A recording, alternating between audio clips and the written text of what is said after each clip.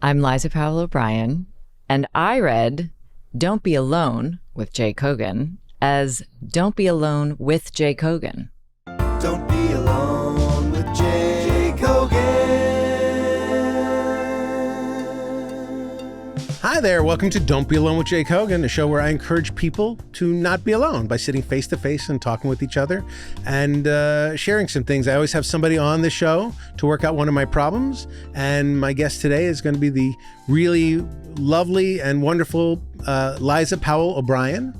Before I get into the reason Liza's here, is I want to remind everybody to email me at dbawjk@gmail.com for all your suggestions, your comments, and especially your guest questions, which I need so badly. I want to also remind you to subscribe to the show in whatever platform you're listening to, but especially YouTube, if you can remember to do that. We're almost at our goal of 70,000 listeners. And then once we get to 70,000, we shut it down. So if you want to shut down the show, subscribe. That's the only way to do it.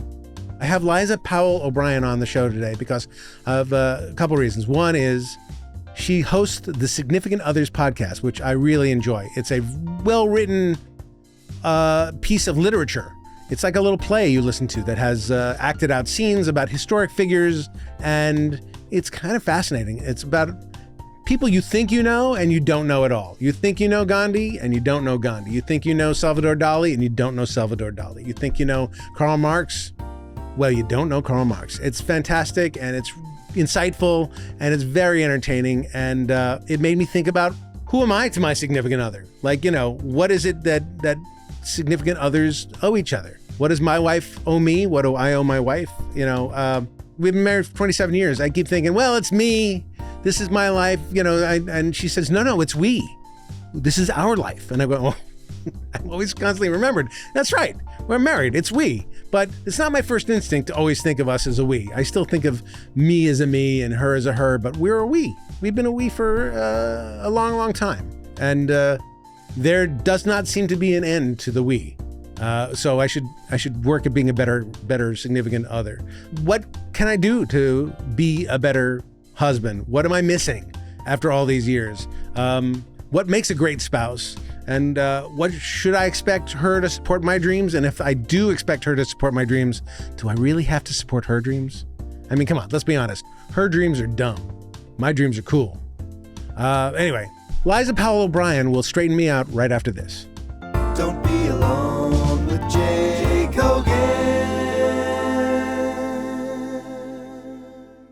I jumped into the podcast industry in 2024. Good timing? Perfect. Okay. That's great, because your expectations will be actually set. I assume like by 2024, there were over like 30 podcasts. So I figured I just have to make room for myself. Maybe not anymore. That's the thing. How big of a contraction could it have been? So I was told by one major podcasting producing company that in an average year, they used to greenlight 20 podcasts. Uh-huh. This year, they plan to greenlight 3.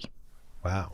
So that's the scale of it. Okay, well, so that's the same as regular show business. Kind of, where they used to make 40, a lot of stuff. 100 pilots, and now they make 8. Nothing. Yeah. Well, if you talk to anyone who is actually looking for a job, they're making nothing. That's right. People who don't need jobs are apparently making like 12 things. Right. If I talk to J.J. Abrams, he's busy. JJ's busy. Correct. And the rest of us are not. I'm not busy. Well, Liza, thank you for being here. Very kind of you. I'm officially welcoming you to do Don't Be Alone with Jay Cogan Studios. I'm breaking the first rule. In the Don't Be Alone with Jay Cogan. As we sit here. Well, I guess I'm not alone. What is the first rule? Don't be alone with Jay Cogan. Oh. I read it as a sentence. Yeah. Don't be alone with Jay Cogan. Yes. It's a Rorschach test on your brain. Okay, well, that's where we are with it. I guess I read it as like warning. Yeah. Jay Cogan in town. It was. Stay away. It's supposed to be tongue in cheek. Yes. Okay. It's supposed to be a warning, like, you know, something's bad. I mean, it's not that different from Conan O'Brien Needs a Friend. Conan O'Brien does not need a friend. He really doesn't need a friend. No, although... No, he needs attention. He does not need a friend. Bingo. I think that's the thing, is you eat your way through your stock of friends. Right. and then you always need more. Okay. So just to be clear, I have not. You are married to Conan O'Brien. We're not just. I'm not just talking offhand about Conan Randomly O'Brien. about him. That's your husband. Yes. And yeah. he's our is my friend and your husband. I was gonna say our mutual friend, but it's not nothing mutual about it. Yeah, you have a lifelong marriage, specific, and see him 3 times a year. It's different. Yeah, it's different. But anyway, I find that Conan O'Brien Needs a Friend is adorable. It's great, and it puts him in his favorite spot, which is somebody who is seemingly needy and knocks against himself, that kind of thing. But I don't know if needy is the right word, but what was revealed to me during the pandemic, during lockdown, when I, aside from the mess, death and fear and all of that, have never been happier with an excuse to just be home with my family and, not have to do anything else ever. And the kids, I think, were a little relieved not to have to get up and schlep to school every morning really early. So there were some sort of happy accidents that came out of that. For some of us, I watched him, my husband, wither like a dying plant. He's such an extrovert. He so needs interaction that at one point, and they shot this and posted it somewhere, I don't know, he had to wander down to Santa Monica and yell across the street at random, the few people who were walking around like, hello, and what are you doing? And it is a need. So, the podcast really is fulfilling something for him. That absolutely. Is quite profound. I think the podcast is great, and I think it gives him an opportunity to be funny and schmooze with really interesting people. And, hey, this is why I'm doing a podcast. I get to schmooze with really interesting people like you. But I don't know if you know this, but years ago when we were at The Simpsons, I was like the loud, annoying, wouldn't shut up guy. Okay, he has not told me that, but I knew that you worked there together. And then Conan showed up. I see. No, it was good. And then oh no, you're actually not that loud. I'm not that loud. And I occasionally shut up. So, but we're not here to talk about him. Oh, we're kind of tangentially here to talk about. We're here to talk about a podcast that I listen to. I'm a regular listener to Significant Others, which is the podcast that you make. Yes. And it is spectacular. Thank you. And I think my listeners who are deep people would enjoy it. Oh, good. Because it's a deep podcast. It's combination of it's fascinating, but it goes deep, but it's also good storytelling. Oh, and good. I really love its storytelling. It's about the significant others for people but who are the people in their lives that helped shape them and get them where they're going. Right. And if it weren't for that person, the person that we're all familiar with, historically significant figure, might not have been able to accomplish or ended up where they were. But that's every single person on Earth has a group of people who get them where they're going, and they're often unsung. Yeah. And that is what brilliance of this is. Okay, now these people get a chance to be heard, and not all of them are heroes. Some of them are Nietzsche's sister didn't seem like such a fabulous lady. No, and she's actually in the second season ended up being a little bit of the naughty lady bunch, between her and Gala Dali, who's also very problematic. And who else did we have this season? Oh, Peggy Shippen, Benedict Arnold's wife. She pushed Benedict Arnold to becoming a traitor. Yeah. She was American, and she, but she had a soft spot for the British cavalry, and he was being kind of, he was getting ill-treated by he wasn't getting paid, and she liked certain lifestyle, and she liked being part of the cool bunch and status and partying, and it and by the way, this description of it makes it sound so much more gossipy than the show is. The show is really smart and funny and has so many facts. Yes, and that episode in particular, because I don't know, I say this in the episode, so I'm being redundant, but when I was putting it together, I was very much reminded of a John Hughes type movie, because she was the belle of the ball in Revolutionary era Philadelphia. She loved to go to parties. She was the prettiest girl in town. She flirted with all of the soldiers. And it was kind of a buzzkill for her when the British left, Philadelphia, and the American troops had no money, and it was a much less good time. So it's not a superficial story at all, but her piece of it, especially in her earlier years, did lend itself to that kind of. Yeah, but she's not the Molly Ringwald character in the John Hughes movies. Who is she in the John Hughes movies? Who's that status-seeking? It's more like James Spader. James Spader, exactly. Yeah. He's James Spader. Exactly. The villain. Yeah, the villain. Yeah, I get it.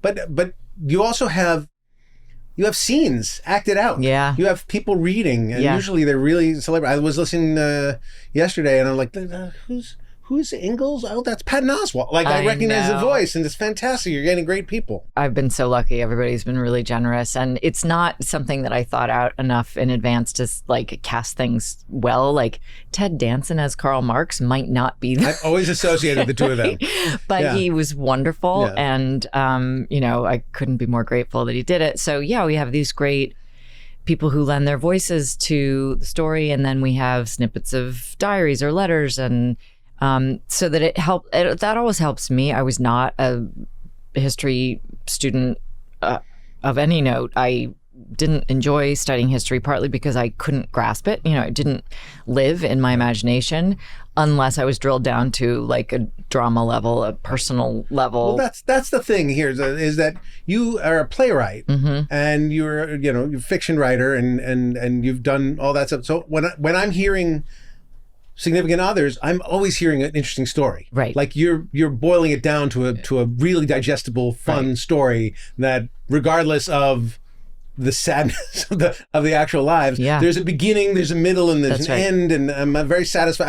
I was so satisfied with the I think her name's Elizabeth Blair, who's the George Orwell's wife. Eileen Blair. I was so satisfied, even though it's a really sad story. Really sad. I was so satisfied with the style in which they were accepting their tragic lives and foibles and that kind of stuff. It was really cool. I'm glad. No, it's partly that's just self-serving. I'm not interested in anything if it's not playing out that way. So well, I'm a writer and I do none of that here. Like there's no part of me but that's it's a very different type of podcast, right? Like to have it, I write it like an essay and then we read the script. Right. So to have and I think people actually, use podcasts differently depending on what style they are. This type of chat show, I feel, is the kind of thing I reach for when I'm, trying to sort of keep myself company. Don't be alone. Right. But then as opposed to something where I'm trying to actually grasp information that's being handed to me where I might not use it in the same way. I can't because I don't want to miss anything. So if I'm focusing on something else, I can't put on, even the daily, really, because they're giving you bits of information that you're not going to retain. I enjoy the podcast immensely, and it's not like anything else that I hear around. So, I mean, really, I'm digging it. But my show, this podcast, which is that's why we're here, is about. I invite interesting and fun people on, and don't say you're not, because I know you're about to. I'm thinking it. Right. Yeah. Then why am I here? To solve my problems. Okay. And one of my problems is, what am I doing wrong or could I do better as a significant other? In other words, I have a really talented, funny wife named Brown Cogan. Yeah. Has she been on this podcast? She has. Okay. She and Lisa Kudrow came on together. Fun. And we described our marriage together. And Lisa acted as a therapist and talked about how we could improve. Then I'm redundant. What am I doing? No. This is now just my side of it. Oh, this is just me as a person, because I am, in some ways, in career-wise, I think I overshadow my wife, who is also a writer. Okay. But in life, she overshadows me completely. Yeah. So there's nobody out there going like, let's have dinner with just Jay. Let's have Jay and Brown available. Yes. Okay, great. But Jay is available. Maybe we'll wait for when Brown's available too. Okay. I want to make sure that I'm sort of doing what I can to foster our relationship. We've been married 27 years. Congratulations. And everything could use a little refresh, a little stuff. So, and you've been examining all these relationships of people who have been, helped each other get through the hard Yeah. times for hook or by crook. I wouldn't say that many of these are good templates to follow. Yeah. Most of these stories. Long-suffering seems to be a thing you say a lot. Yeah. Yeah, I do think that when you're talking about someone who had a spectacular existence for whatever reason, there's kind of a level of, I don't know if I want to say destruction or, the sort of shock waves that it sends out around it. If people can kind of hang on through that or not. And I'm trying to think of a good example here, but for example, the Spock marriage is one of, I think, the saddest pairings What made it so sad? Because Because I think he was awful. I think when people have a very sad marriage, it's usually because their flaws line up in a way that is unfortunate. So I remember before I met Conan and I was dating and everyone around me was starting to get married, and I had a conversation with a friend of mine who was already married, and I said something like, how do you know when you find the right person or something like that? And she said, everyone's got stuff. The trick is to find the person whose stuff bothers you least, who's, where you can like. Oh, my wife made a terrible, terrible mistake. Terrible mistake. Or it serves her in some way. Right, yeah. I mean, that's the other option. I would say that that's more to the case. But the Spock's, it's kind of the nightmare version of, I think, what you are saying you're worried about, which is it was a very misogynistic era. He was this, training to be a doctor. She was a traditional wife. That was not yet a thing that people weren't, in polite society. And she was very bright and she was very troubled. She had stuff from her childhood that was deeply disturbing that she had just compartmentalized away. So when he started working I think he was doing his residency as a pediatrician, and she, went to get a job to help support them, and was working for a psychologist at New York Hospital, I believe, helping administer tests. Anyway, she'd taken some psychology in college, and she had to go through analysis to work for this doctor. And suddenly, so she'd read Freud. She had told her husband about it. He kind of poo-pooed it. He wasn't interested. She underwent analysis, suddenly was crying all the time. And he thought, well, what's this about? He started reading Freud to try to understand her and what she was going through. Freud became part of what was so revolutionary about his childcare advice. And launched his career in this way that was, incredible. And she helped him write his book, but then their first child was born sort of during that process. And once his celebrity was minted, he was like, great, thanks so much. I'm going to go off and have my job now. And I don't need you anymore in that way. I just need you to be my wife. And that was devastating to her. And there was no way for her to work around that. And then she also, developed a dependency on alcohol to manage all of her sadness. And anyway, cut to the end of their relationship when they've been together, I think 40 something years, and he divorced her and married someone in her 30s. Right. Well, and she died very ill and alone. Completely reasonable.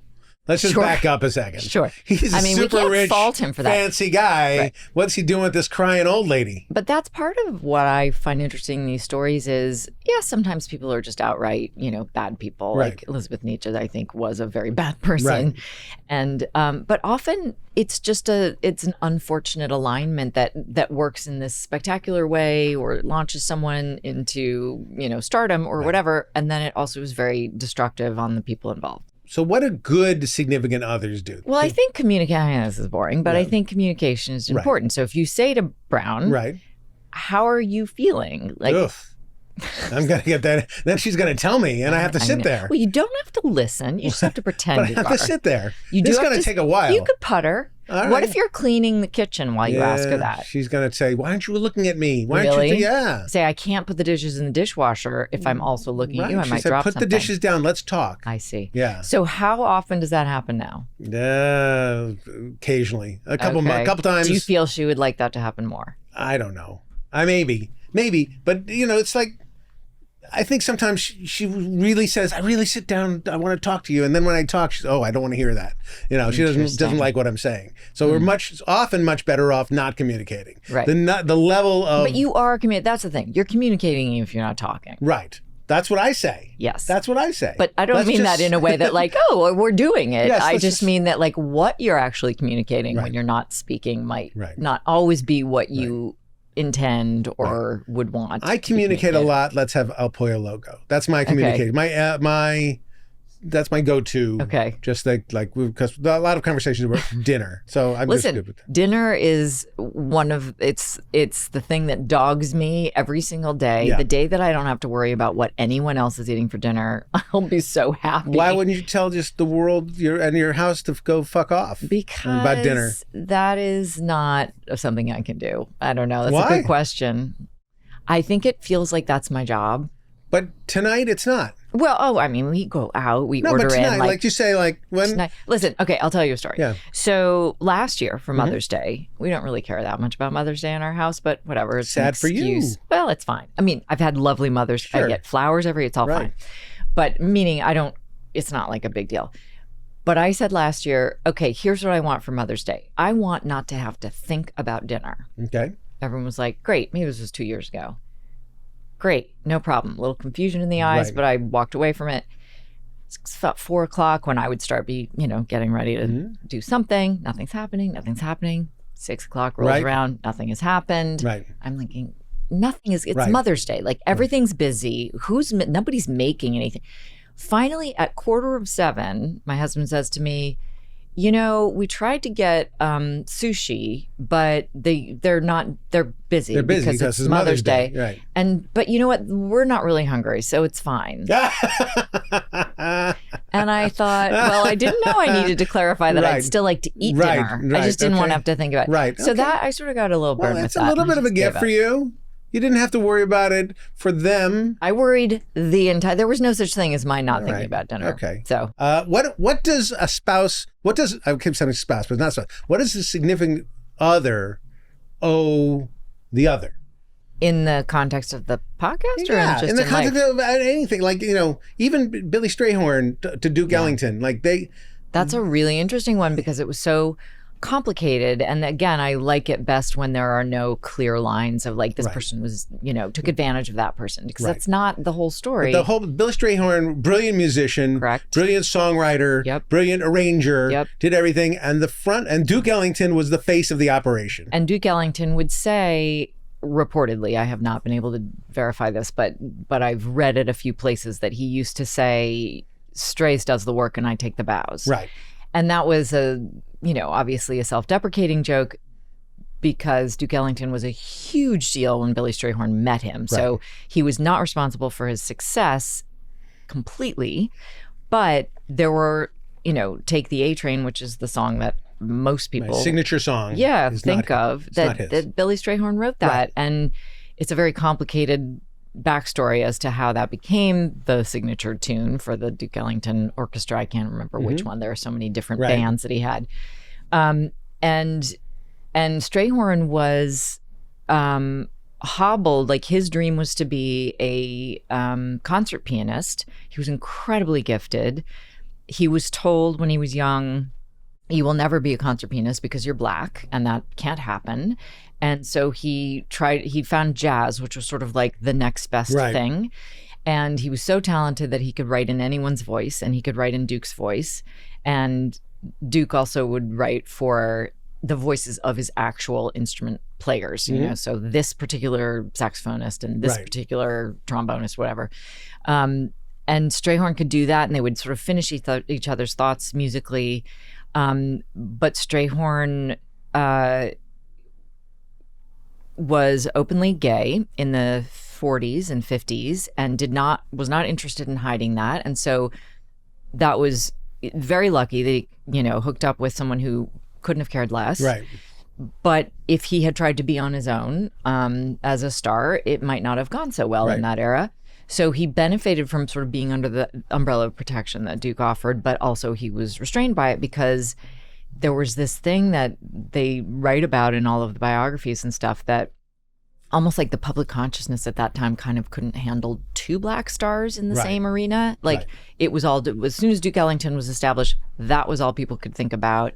And if it was Duke and someone else, no, they couldn't do it. But that's what it's still true today. We as a society like to pick out the star and say they're the magic, and ignore the fact that there are George Lucas Star Wars. Well, George Lucas was married to a woman who helped create and orchestrate George's life. And she was an editor. I think her name was Marcia, and she helped bring Star Wars to life. But why would we do two names? Why wouldn't we do one name? And it was true at the Simpsons. It was true at Star Trek. You know, Gene Roddenberry, very fine guy, but there's a million people who help make Star Trek. So and we picked the one person and we extol them because it's something in our primitive brains, our baby brains, say, there's one person. I think our brains like efficiency and they like to pare things down and they like us. It's part of the problem with our political process right now, right? Is that everybody's like the nuance automatically gets lost because it takes extra effort and your brain wants to conserve energy. Yeah. But in a marriage or, in a real partnership, there are many people involved. So I suspect that, I would never have gotten any success if I didn't have Brown around. And maybe she would credit me a little bit with some of her successes. I don't know. She's not willing to talk about it. Except to herself when you're in the room. I think what's maybe most important is that everyone, not to be looking outside, because you can get easily hung up, especially if you're a creative person and you're, producing creative work, you can get really hung up on the external validation of that. And that's the imbalance, right? It's not that either of you are, lesser than the other in any other way. It's just, if you're talking about like, oh, I have this credit that people get excited about or whatever, and she doesn't have the same thing.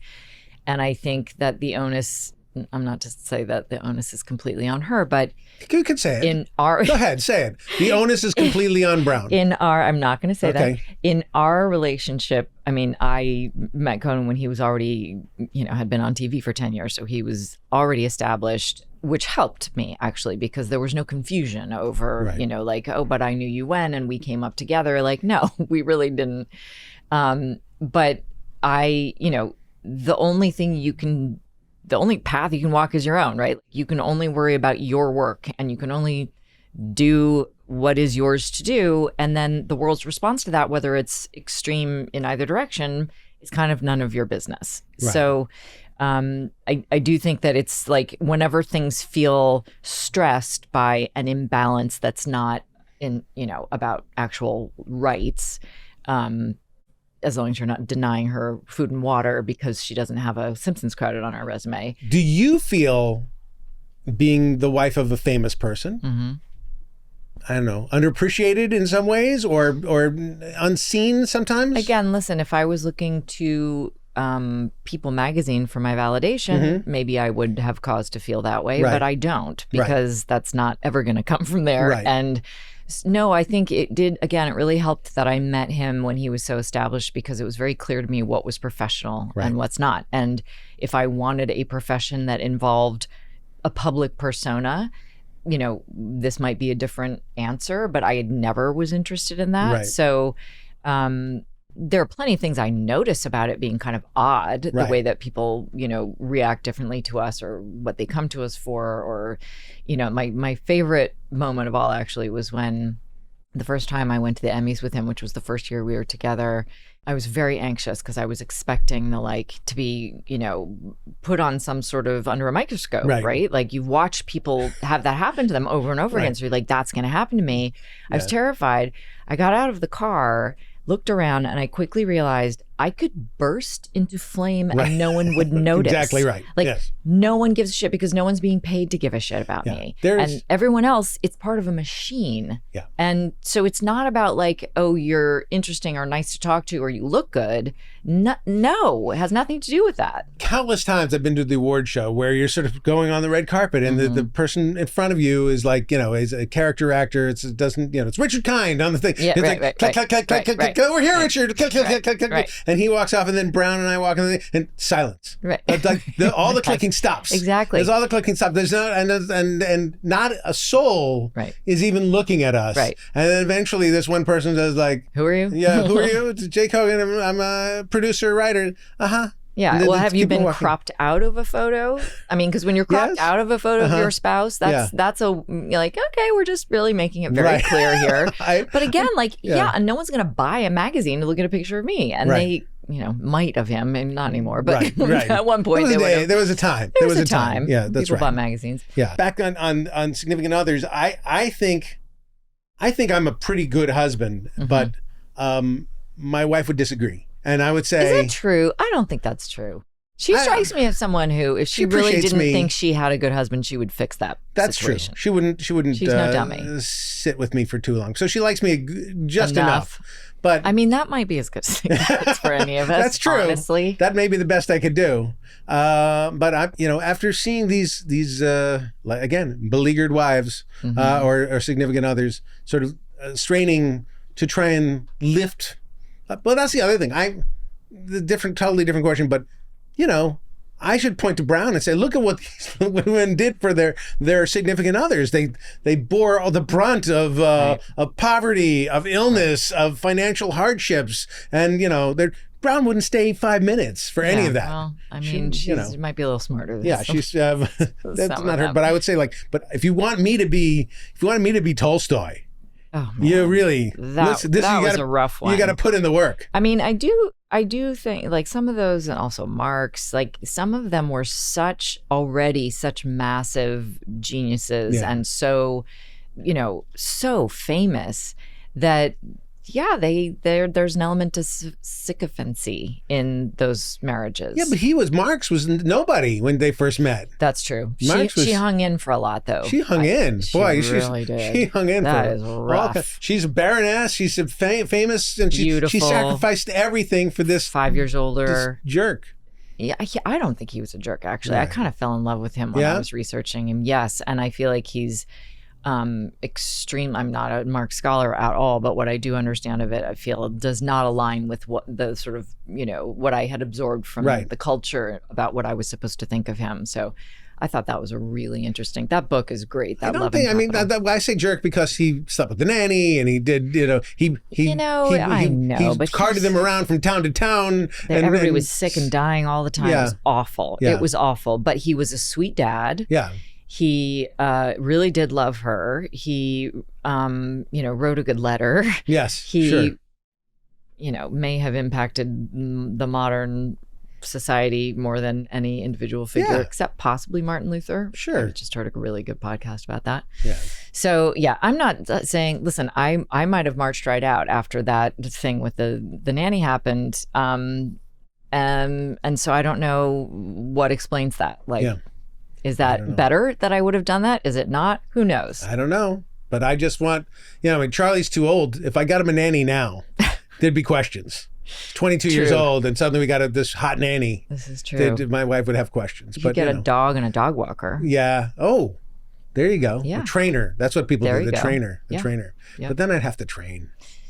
That's no good. That's no good for me. No, that's not going to work out. If you're paying someone for their time, you can probably dictate the terms of how that time is spent if they agree. Any last bits of advice you have for me after having garnered all these stories of these people? So are these just interesting histories and you're just thematically sort of tying them together for significant others? Or are you able to actually look at partnerships through this lens and go like, oh, I have some insights? I mean, I think the bottom line is to try not to take people for granted. Like if there's something that your wife does for you, to recognize that it is labor, that it is a thing she's doing, that it's not something that if she stopped doing it, you would miss it, you would be sad, whatever. And to be grateful. And and sometimes it's nice to express that gratitude. Sometimes just having that gratitude is transformative. All right. So now it's question time. Okay. I'm excited. It's question time. The first question is from a listener. Basically, it says, is she immune or has she built up an immunity to how funny Conan is? And this writer says, my wife has an immunity and people are always amazed that she doesn't laugh at what I say. She'll nod and say, that's funny. I wonder if that was always the case, if that's developed, like the callus has formed over time. Over time, absolutely. Now, my dad's a comedy writer. Yes. My mom is completely immune, ignores him completely when he's making a joke. I'm certainly not immune. He makes me laugh on a daily basis. There are some stories that I've heard enough times that they don't work on me in the way that they once did. But I am... one of my closest friends once told me that I was an easy lay when it comes to like laughing at a joke. So he made a good choice in that sense. That, I can get Brown to laugh still, mark. But there's a lot of times when she's just like, No. not now. Yeah. Come on, this is not the time. I mean, there's stuff that has fallen off for sure, Yeah. but mostly he can really still make me laugh. With significant others, you delve into the dynamics of relationships with famous partners. What surprising insights have you garnered about love, fame, and maintaining a healthy relationship in the spotlight? You kind of talked about that a little bit. I'm reminded, I should have said this when we were talking about your stuff earlier, but one of the best things I ever heard about marriages is that they're a contract and that there are no other contracts really that people make that they don't expect a need to renegotiate as time passes, but somehow in a marriage we think like we made the contract and that's it, we're done. And that thinking of it as a thing that needs to be renegotiated, not necessarily in terms of, money, unless that's what you want to do. Details. But just like, what is our common goal? What are we trying to do here? What do we need from each other? How are things going? Because it does change over time. Yeah, for sure. And has constantly changed. I think Brown and I have, without formally doing those negotiations, have just sort of adjusted as life goes on. There and you go. That's how we get to 27 years. Yeah. Okay, and this is the last question from one of the listeners.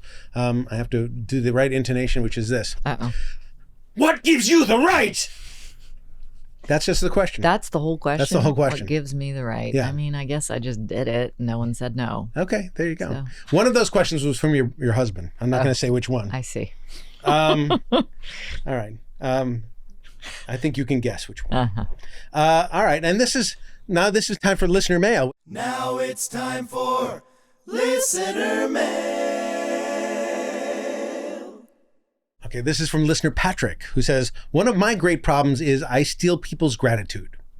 When someone thanks me, I'm super fast to say, don't worry about it, or not a problem. And a friend would say, you're welcome. But instead, he says, listen, you're stealing gratitude and it's not polite. Then he goes on to say this other thing, which is, why do people do it? Why do we do this to ourselves, especially with people who love us and appreciate us? What is the difficulty in you're welcome?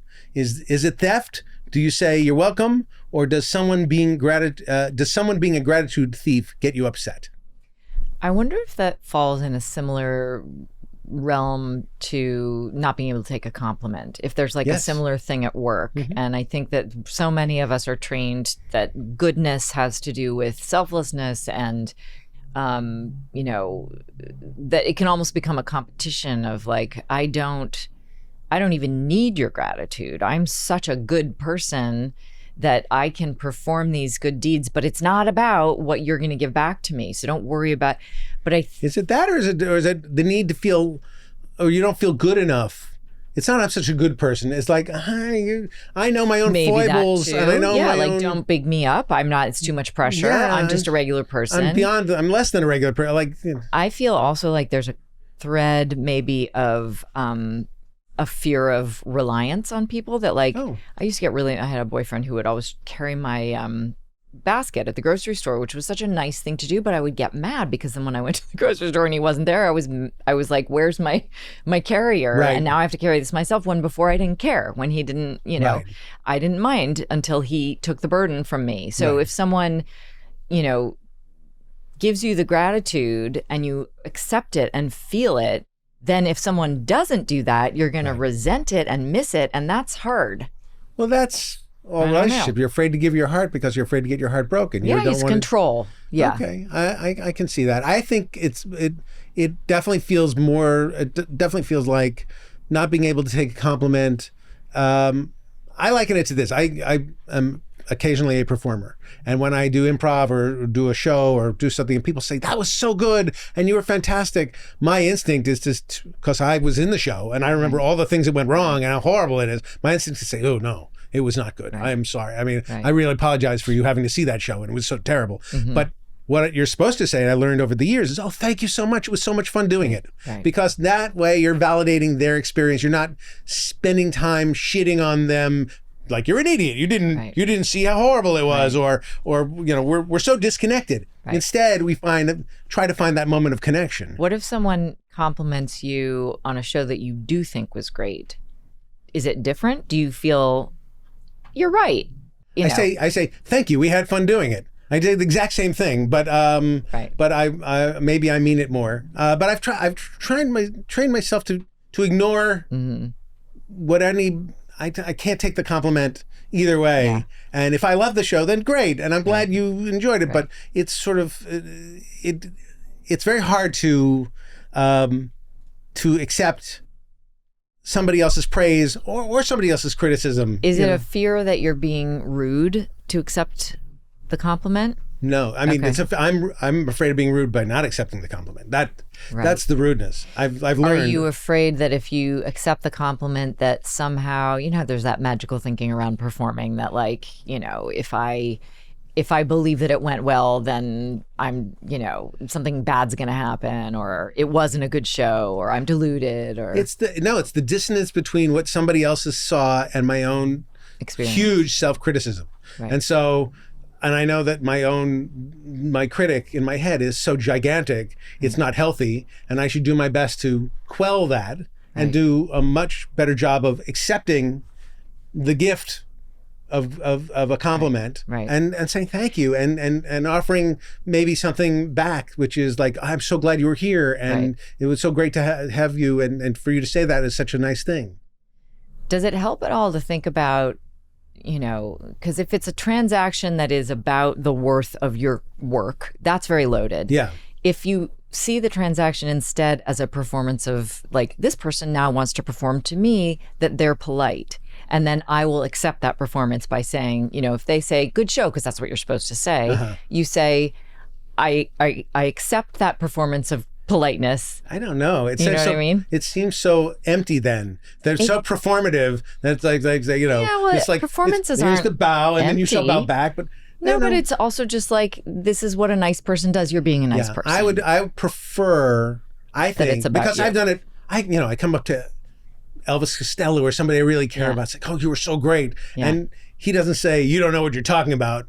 I suck tonight. But he might be thinking it. He might be thinking, but he says, thank you very much. And he, for the sake of a fan, is very kind and protects me. Right.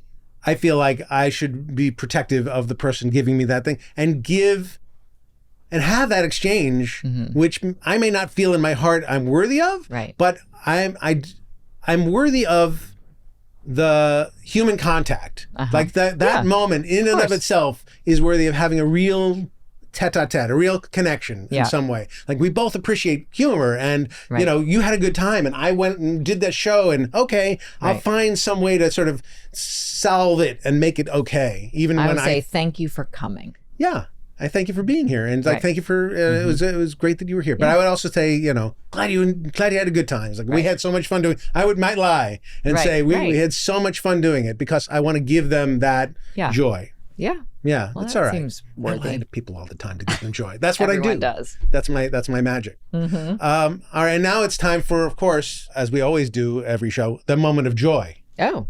A moment of joy. I have found lately, oddly, it's one of those things that when I was younger, if someone had told me this, I would have been like, fuck right off. But I have been deriving a lot of joy lately from looking up into trees. Okay. I just think they're remarkable and I love them. And in this era where there's a lot of anxiety around the health of the earth for good reason, to look at a tree that is standing, doing its job, not on fire, helping us breathe, an example of this, miracle of existence. It's kind of a sign that I'm really getting old, I think. So. That brings me joy. Do trees ever scare you? Because they scare me sometimes. I don't think so. No, but I will say I grew up in the Northwest where there are a lot of conifers and Douglas-firs and those types of evergreens, and it's a type of tree that I never liked. And I know I was supposed to appreciate being in this place that was known for its wilderness, but I never really liked it. And now that I live in a different place with different kinds of trees, I like them a lot better. Oh, that's good. I'm afraid that trees are going to just fall down all the time. On you? And I was driving down San Vicente not long ago. Oh, well, there are a lot of trees falling there. And there was a tree that actually collapsed in front of me and fell on the hood of my car. No. Yes. So one of the coral trees? Yeah. Oh my gosh. Right in front of me. And had I driven, did it total the car? No. But it scratched the windshield. It didn't. Yikes. It wasn't nothing. No. My grandparents' neighbor was killed by a falling tree. Yeah. So I'm now looking at trees cutting it down. as my enemies a little bit. And I'm afraid when there's an earthquake, there'll be trees everywhere and they'll prevent us from going anywhere and we'll all starve to death. I'm not worried about that. El Pollo Loco might not be on speed dial anymore during that disaster. But I'm not worried about that. Because I always thought trees were permanent things, and now I realize, oh no. They're organic. They're organic things that live and die, and oh no. Yeah, I think coral trees are particularly prone to falling down. Yeah. So maybe we just stay away from those. Okay, well, I drive further out. I drive Sycamores, the furthest right oaks, line. Yeah, but it's good. But they are gorgeous, and it's amazing when you see an amazing tree, and you see an amazing, huge, wonderful tree. One of the best things that you can do is go to like Northern California, Monterey or someplace and just see those beautiful trees against the ocean and just think, that is the nature, the magic of nature right there forever. That's right. That makes me happy and no matter what. Yeah. Even if seconds later I think it's also going to kill me. First, it's beautiful and then it's going to kill me. But everything that's beautiful will kill me. Yes, exactly. Especially my nanny. And your wife. And my wife. Yeah, she will kill me. But that's okay. It's worth it, right? Sure. It's worth it. I guess. Liza, thank you for being here. Thanks you for were having me. Wonderful. I recommend everybody check out Significant Others. It's really a fun podcast. Not only is there the story that she tells, but there's these side podcasts where experts come on and talk about the stories, and so you get a little bit of insight into the discipline that made them a great author, a great philosopher, or a great economist, I guess. But these little bonus episodes. I love those. I love those. And it's a little bit more like podcasts I'm used to, like All Things Considered or something like that. But they're great. An interview. Yeah, an interview. But it's fantastic. And I'm looking forward to season 3, whether or not it happens. I want it to happen. It'll happen for you. Thank you for being here. And also, thank you for being here. Do not be alone. Find somebody to share some time with, and I will see you next time.